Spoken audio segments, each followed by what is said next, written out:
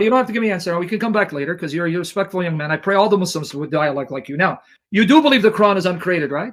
The Quran is uncreated?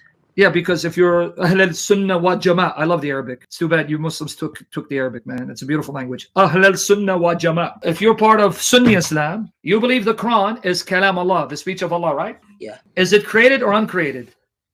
Allah created it with his knowledge, with his uncreated knowledge. Okay, so is the Quran created or uncreated? That's what I'm asking you.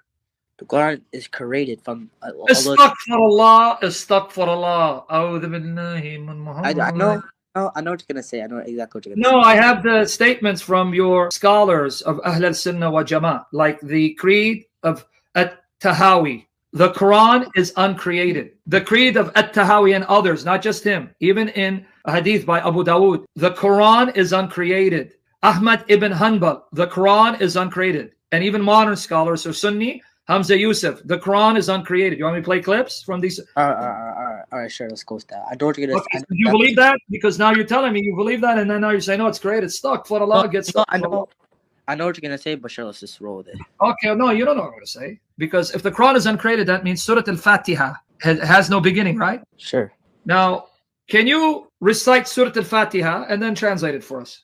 أعوذ بالله من الشيطان الرجيم بسم الله الرحمن الرحيم الحمد لله رب العالمين الرحمن الرحيم مالك يوم الدين إياك نعبد وإياك نستعين اهدنا الصراط المستقيم صراط الذين أنعمت عليهم غير المغضوب عليهم ولا الضالين. Okay, translate. In the name of Allah, the most compassionate, the most merciful. All praises for Allah, the Lord of the worlds, the most compassionate, the most merciful, Master of the Day of Judgment. You alone we seek, and you alone we ask help. Guide us to the straight path, the path for those who you have blessed, not those who you are displeased with, nor those who are astray. Okay, now, this surah, because it's Quran, it's uncreated, right? Yes. So I want everyone to know I'm not misrepresenting the position of Ahl al-Sunnah wa Jama'. It's uncreated. So this is a prayer, right? Yes. No, and this prayer has always existed, right? It's not a prayer. It's partly a dua and praising Allah. Okay, what is dua if it's not prayer? When you make dua, are you not praying?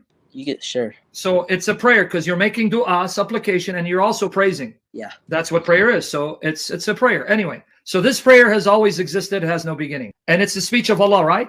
So this is Allah's speech. Allah speaking, right? Mm-hmm. So are you telling me that before creation, Allah is praying this prayer? And if so, to who? Allah revealed these words. It doesn't mean he said that. No, but before creation, this prayer has always been part of his speech. This is Allah's speech, Allah speaking speech. So before creation, before he revealed this prayer has always existed. If it always existed, who's been praying it? What? This has to be a fallacy because let me ask you a question. It has to be what? Fallacy. Why is it a fallacy if it's a speech? Unless it's human speech. So you're saying Surah Al-Fatiha is not Allah's speech, it's human speech. Is the Bible?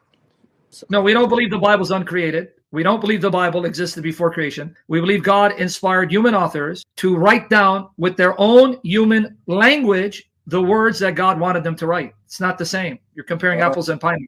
I thought Jesus came down and he preached. Jesus is not the Bible. Jesus is the eternal word who became flesh. Yes, Jesus is the eternal word. He's the uncreated word who became human, but he's not the Bible. So we're talking about the Quran. So is the Quran like Jesus or the Quran's like the Bible? Which is it?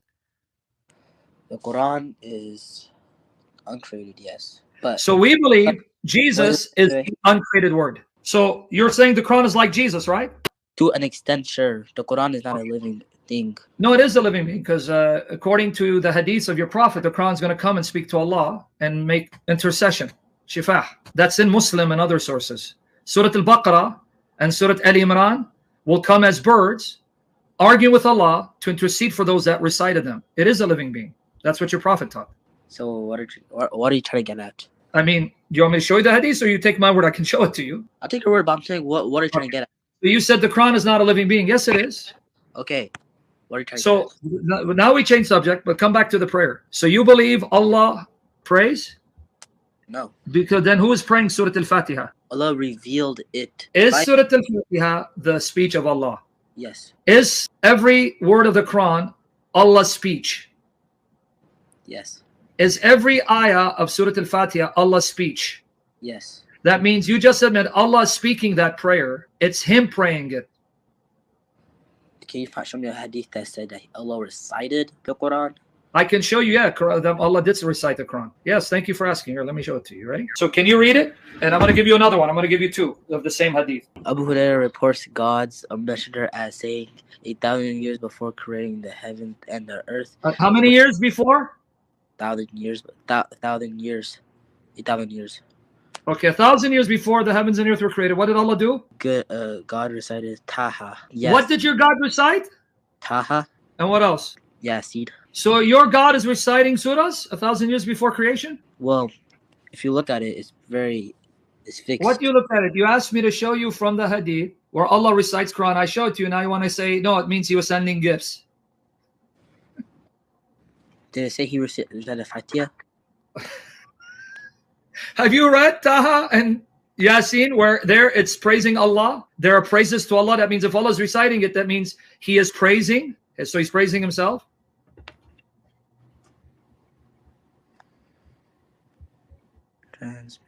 Okay, I like you. No, I like you because the way you could answer, like, hey, well, doesn't say Surah Al-Fatiha, so I got you. Ha ha ha. Here it is. Abu Hurairah reported God's messenger as saying, 1,000 years before creating the heavens and the earth, God recited Taha and Yasin, and when the angels heard the recitation, they said, happy are a people to whom this comes down. Happy are the minds which carry this, and happy are the tongues which utter this. Now, the hadith says 1,000 years before creating what? The earth and the other way. So now, before the heavens and earth. Now, can I ask you a question? If Allah's reciting Taha and Yasin 1,000 years before the heavens and the earth, how in the world do you have angels there hearing the recitation before the heavens and the earth were made? So angels are not part of creation? Wait, angels are created by Allah's uncreated. But it says 1,000 years before the creation of the heavens and the earth, Allah recited Taha and Yasin, and the angels heard it and said, wow, happy are those who received this recitation. How could angels have been there hearing Allah recite 1,000 years before the creation of the heavens and the earth? Do you know Angel Jibril is the first word? It's the first creation. It can be the first or last or the middle. I want to know, how do you have angels hearing Allah recite Taha and Yasin 1,000 years before the heavens and earth were created, when the angels are part of the creation of the heavens?